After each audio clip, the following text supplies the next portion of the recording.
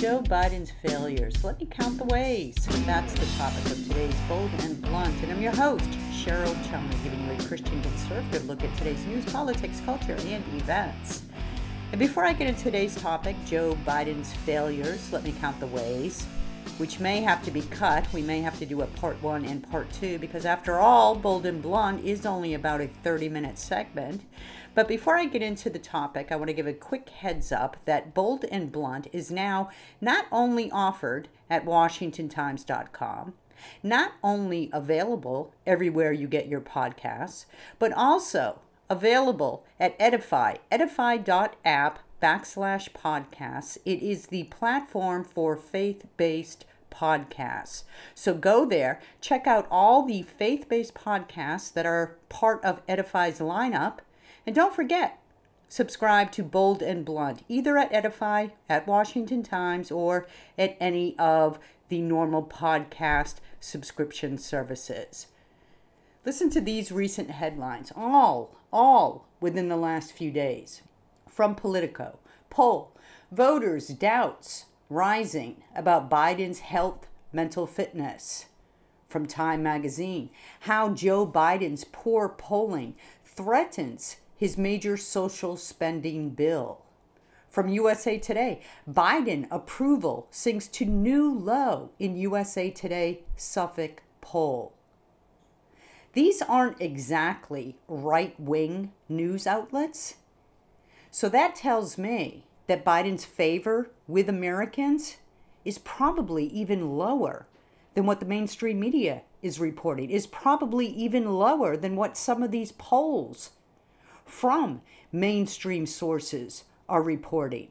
Because we all know that the mainstream media is the water carrier for the Democrat Party. And certainly they are trying their hardest to smooth over Joe Biden's daily bungles. But it's getting harder and harder. It's really hard to cover up for Joe Biden. I mean, think Afghanistan. Listen to this. Steve Hunley writing the publisher's position for the Knoxville Focus. Joe Biden has been president of the United States for barely 9 months. And if what a difference a day makes, Lord have mercy, what a difference 9 months makes. Just think, in that short period of time, Biden has managed to cause America to once again be dependent upon foreign oil, when we were energy independent prior to this election. Biden approved an oil pipeline for Vladimir Putin while closing down America's own pipeline. That's just one feckless action from this feckless president and his feckless administration. Afghanistan, huge. Citizens still clamoring to get out of that Taliban-controlled tribal area now. The White House won't talk about it, but believe me, there are sources out there that say it's in chaos over there, lives are in danger, and the administration under Joe Biden is scrambling to cover up the truths. And just a heads up for regular Bold and Blunt listeners, I will be having a guest in the coming weeks who can give some inside information into the truths of what's taking place in Afghanistan right now on the ground. So if you're a regular subscriber, you will get that. You will get that to your email box. If not, look for it. Anyhow, let's go to Politico, because Politico is one of the biggest water carriers for the Democrat Party and for Joe Biden. Poll, voters' doubts rising about Biden's health, mental fitness. A new Politico Morning Consult poll shows just 44% of voters approve of Biden's job performance, and 46% say he's mentally fit. 46% say he's mentally fit. So what is that? 54% say he's a nutcase. 54% say he's mentally incompetent, incapacitated in some respects. I suppose if you took a poll of overseas observations about Joe Biden's mental fitness, it would probably be more along the lines of 95% question his mental capabilities. And certainly foreign leaders, foreign heads of states are paying attention. Do you think China respects America under Joe Biden's administration? They couldn't even show up for the climate summit, right? They sent lower staff members. Same with Russia. Biden attacks the leaders of Russia and China for failing to show for the COP26 climate summit.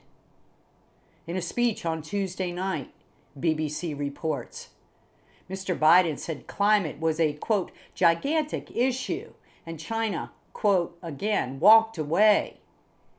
Same with Russia and Putin. Wow, Biden really took them to task, didn't he? I bet China and Russia are quaking in their shoes right now.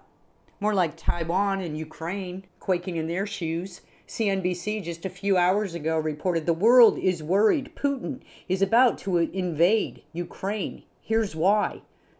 That here's why is actually part of the headline. Here's why. I can tell you why in 2 words. Joe Biden. When you have a weak White House leader, the world shakes. The foundations of the world crumble.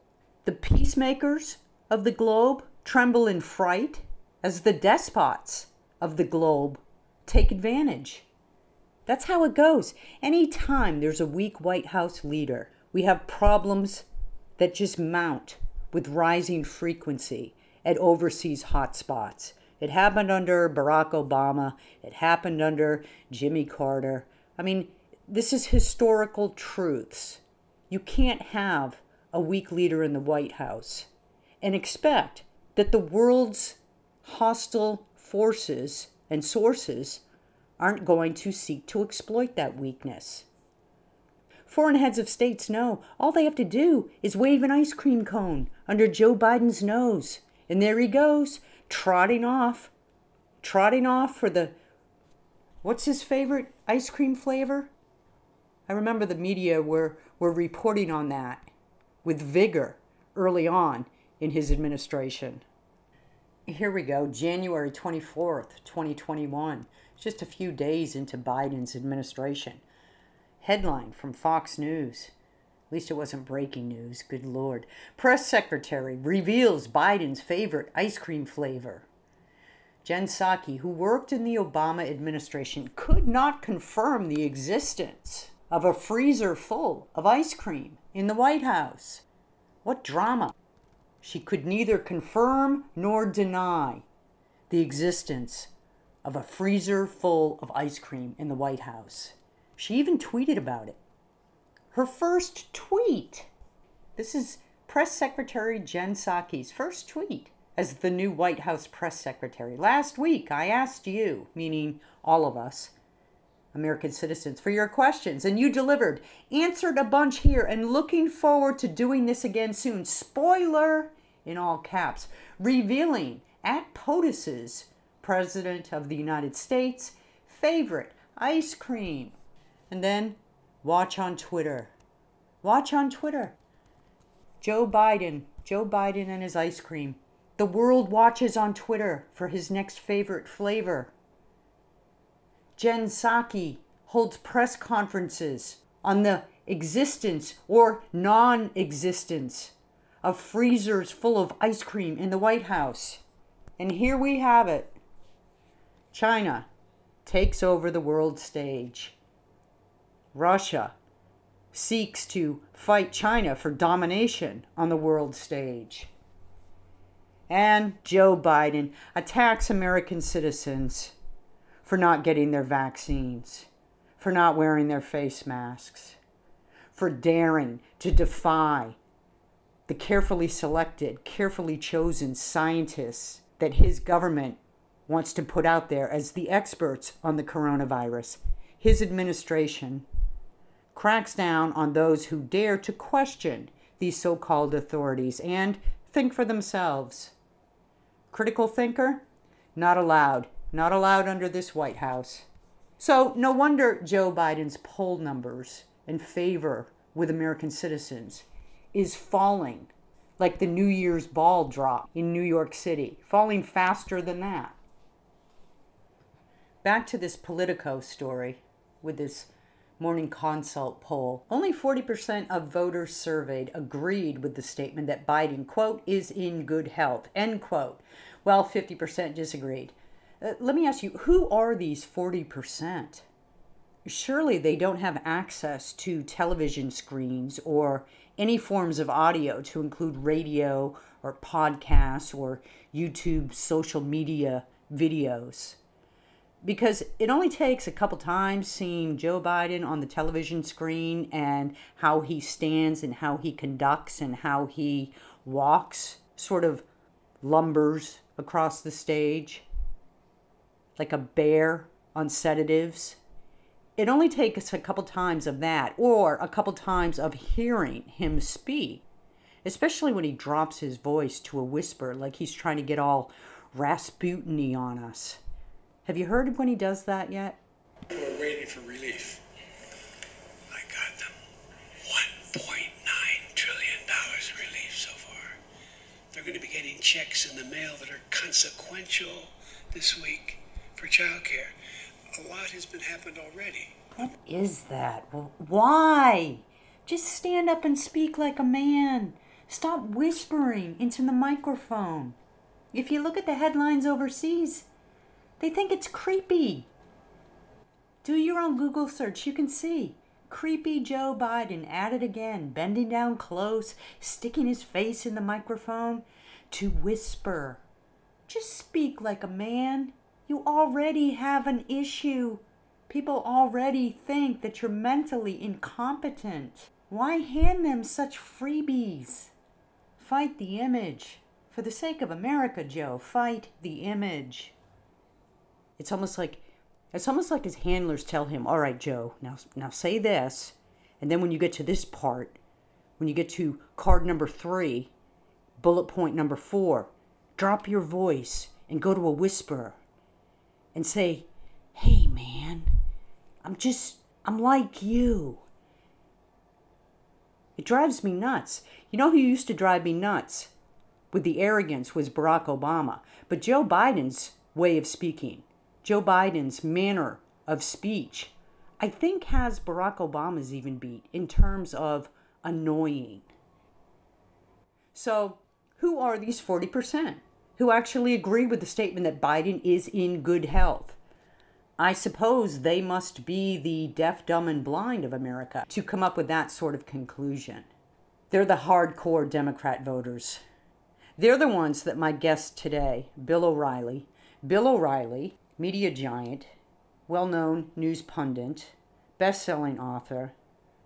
He's got a host of titles behind his name, but you know him. You know him as a news analyst of high esteem. No Spin News, BillO'Reilly.com. These 40% of the voters, no doubt, are what Bill O'Reilly would refer to as the staunch defenders of all things Democrat. The ones who, no matter what a Democrat does, the Democrat is right. No matter how corrupt a Democrat is, the Democrat is morally superior to a Republican or a conservative. These are the 40% hardcore leftists that would vote for a Democrat, no matter who the Democrat was. You could run a dead rat under the Democrat banner, and they would pick that dead rat before they would ever vote for a Republican. Just taking a guess, just going out on a limb. But he can speak for himself. Bill O'Reilly, thank you so much for being on Bold and Blunt. I really appreciate your time. It's my privilege to be here, Cheryl. We want to get the word out about what's happening in America, and that's what you're doing. And what is happening in America, to me, looks pretty bleak. Look at what Joe Biden's approval ratings are. A recent Iowa poll just had him at 33% approval. How do you rate the Joe Biden administration? Well, it's even worse than that. I mean, the USA Today poll, because that's a liberal newspaper, as you know, Yep. Was a real blow to the Biden administration, having him at 38% job approval. But if you look back to October 2020, when Trump was running against Biden, Trump's approval rating was in the 30s as well, and it fluctuated a lot. But the difference is that the Trump people that thought he was doing a good job were almost fanatical in their support of him. Biden doesn't have that. His support is what they call soft. It's primarily people who still despise Trump, not Americans who are evaluating how the president is performing in office. Because if you look at the big picture, it's very little that you can point to that's improved the country in the past 10 months. Very little, I think, is being generous. I can't think of anything that's improved. Well, you might go COVID-back supply lines, even though all the other supply lines have collapsed thanks to the inattentiveness of the transportation department, and Biden has no clue anyway. They're able to get the vax out. So this week, there'll be booster shots for any adult who wants one.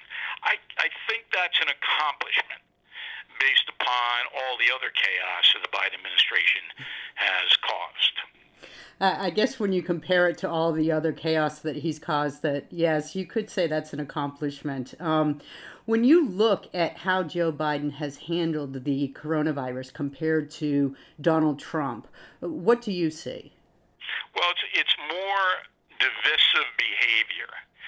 So most Americans believe, based on data, that it's wise to get vaccinated. And I think we're up around 72% in this country. And that's a pretty good number because 25% of us not going to get vaccinated no matter what. So they'd rather die than get vaccinated. And many reasons for that. But Biden himself has not basically used the data to convince people that it's wise to protect themselves. Instead, it's you do it because I say you do it. Now, whenever you have that, you're going to have a recoil against the authoritarian approach. So, again, just pile on another mistake in his presentation about COVID.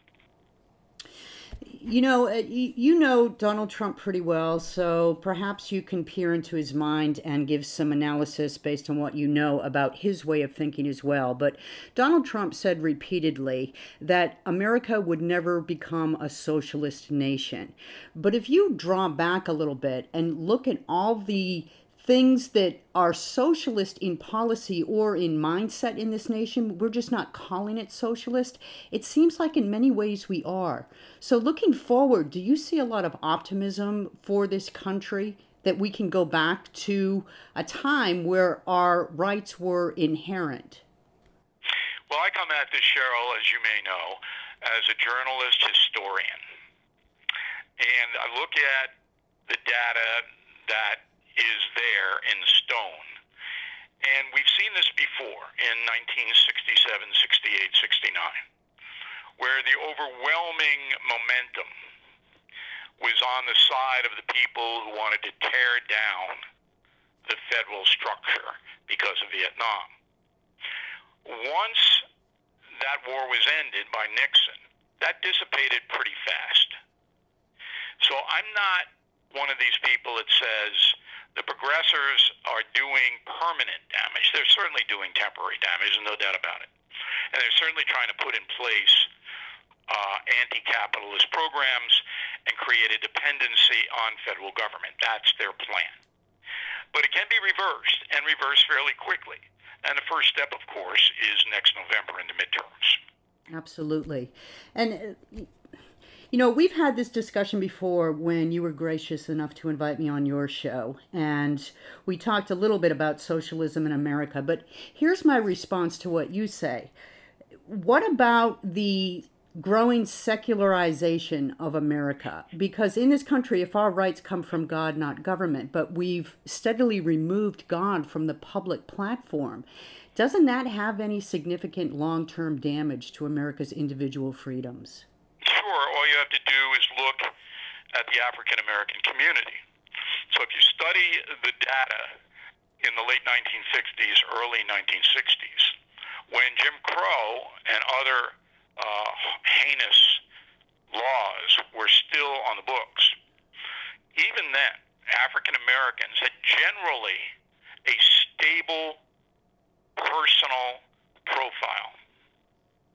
So they were coming up, and Johnson, in his Great Society program, passed a lot of legislation to make it easier for African Americans to get a better job and make more money, which is the key, of course, to fighting poverty. So back then, there was a foundation for the African American population to succeed, if people wanted to succeed. The foundation was there, even though the oppression was still there, and it was. Now, that's gone. So when a certain group reaches a 72% out of wedlock birth rate, what that means is that every social problem in the country is going to befall that group. And the reason is, if you have young black men and girls, I'm talking age 10 to 15, in a one-parent home, the lack of supervision in many of those homes is going to cause these children not to get educated and to commit antisocial acts. It's exactly what's happening. Now, the Biden vision and the progressive vision is, we'll give this group as much money, federal tax money, as we can possibly give it. But that's not going to solve the problem. Nothing is going to get better. Because if you live in a secular society, there has to be some sense of personal responsibility. And if there isn't, you can pour countless trillions into the cities and states, and nothing will get better unless the personal responsibility quotient goes up.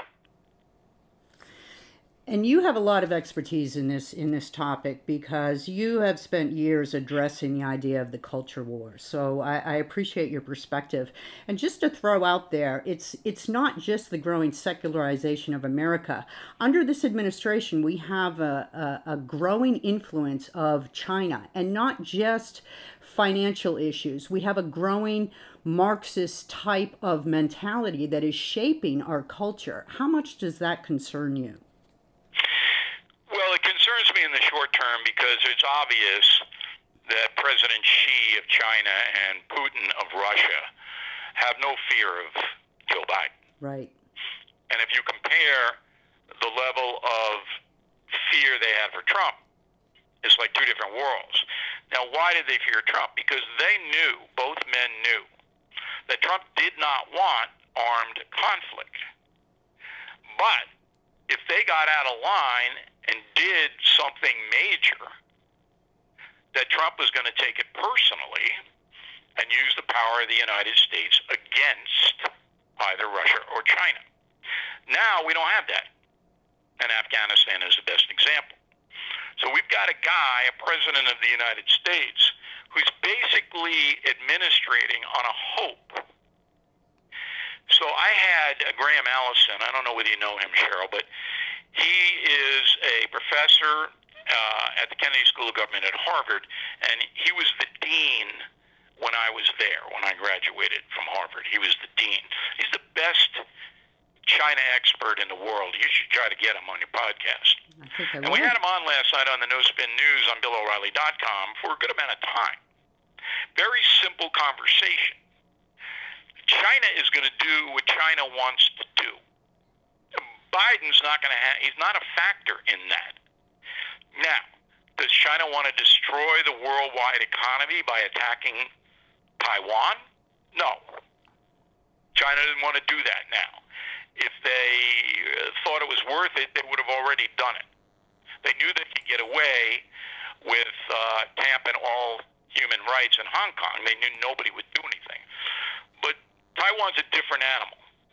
And if they were to go in a military way, China, to try to conquer that island, then the whole world would descend into war. And it doesn't really matter who would win, because the infrastructure of the world, the economy, would dissolve almost instantly. So that's why, that's the hope that Biden's holding on to. They're not that crazy. Okay? But As far as solutions are concerned, I'm an observer. I'm not an ideologue, and that's why I think I've succeeded in my career. We have, I think, the most profitable independent news agency in the world right now on BillO'Reilly.com. And it's because I don't try to sell a party or a political philosophy. Right. I tell you what the problem is and what I think the solution is, and then you decide to take it or leave it, up to you. But we always bring a very sophisticated presentation of facts. Well, I would love to delve deeper into what you just described with your conversation with Graham Allison and ask a couple follow-up questions, but our time is short, and I really do want to get to this discussion about your tour that you have going with the former President Donald Trump. Can you tell listeners a little bit what you have planned? Yeah, this has developed now into a phenomenon. So when I first developed the idea about 8 months ago, I approached the president, who I've known for 30 years, and I said, I don't know, as an American and a journalist, what the deuce you did for 4 years in the Oval Office. And if I don't know, nobody knows, because nothing was reported. For example, how did you destroy ISIS? How did that happen? How did you get the vax in 7 months? That's a miracle. How did you do it? And on and on and on and on.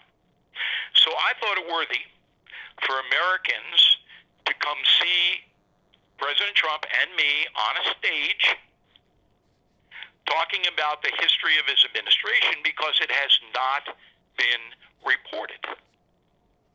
And it's his own words, but you know me. I'm not going to do cupcake interviews. I'm going to ask him simple questions that are, I think, relevant to Americans' lives, and I'm hoping he's going to answer them. And if he doesn't answer them, I'm going to point out to the 10 or 12,000 people that he isn't answering them. Now, it took a little bit of time to convince Donald Trump to do this, because there's no rally, there's no look back at the election. It's basically, here's what happened, how did it happen, and personalities. Putin, speak English? Why did you get hammered in Helsinki? That kind of thing. So the first show is Saturday, December 11th in Fort Lauderdale, and then we go the next day to Orlando, and then the next weekend to Houston and to Dallas. You go to BillO'Reilly.com, we'll switch you over to any box office you'd like to have. But the real phenomenon here is people come from all over the world to see this show. Oh, I bet. This is a big thing, and it's not going to happen again. Is it only a ticketed private event, or is it going to be televised, live streamed? No television, no medium. No kidding. Nope. Now, my production company is taping everything, and the president will have access to, the show runs 2 hours, 20 minutes. He'll have access to all that tape, as will I. And I can use it any way I want to use it, and so can he. So you'll be seeing on my news programs, both TV and radio, and hearing the highlights of the show. But I'm not letting the dishonest corporate media in. They want to see the show, they can pay the tariff. And we're not going to do, a TV special like Adele. I mean, that's not happening. Are the tickets still available, or I imagine you're sold out? You got to be sold out. The VIPs are sold out. Okay. But there are nice seats. But we're anticipating crowds of 10,000 and more. So if you want to go to see those shows, you got to move it. Wow. But there are nice seats available. And, these are big rooms. I mean, the biggest. So you can imagine this is going to be quite a display. And I don't know what's going to happen. I have no idea how he's going to respond, how the audience will respond. But I can tell you this, it's going to be unforgettable. Yeah, I think you said phenomenon, and I agree. It's going to be a heck of a show. And, our time's at an end. I really appreciate you taking the time to come on Bold and Blunt, and BillO'Reilly.com, no spin news. Still the king of the media, so glad you could take the time and chat with me today. I hope you come back. Anytime, Cheryl, and if you'd like to come down to the show, I'd like you to be my guest, so just let us know. Oh, geez. Well, thank you. God bless, Bill. Thanks, Cheryl. So what do you think? You interested? You interested in going to this tour? It is going to be spectacular. Trump and O'Reilly on one stage for a couple of hours, fielding questions before an audience of, no doubt, thousands.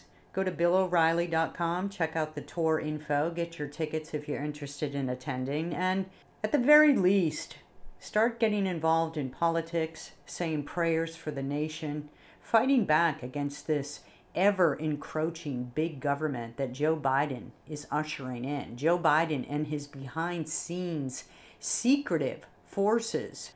Joe Biden doesn't have the mental capacity to run the White House, so you know there are several secret sources, far leftist secret sources, running the White House and pushing policy for him. I don't know who it is. Is it Barack Obama? That's what some say. Is it the globalists at the UN, World Health Organization? Who knows? But the fact is, patriotic Americans, the time is now. The nation is in peril.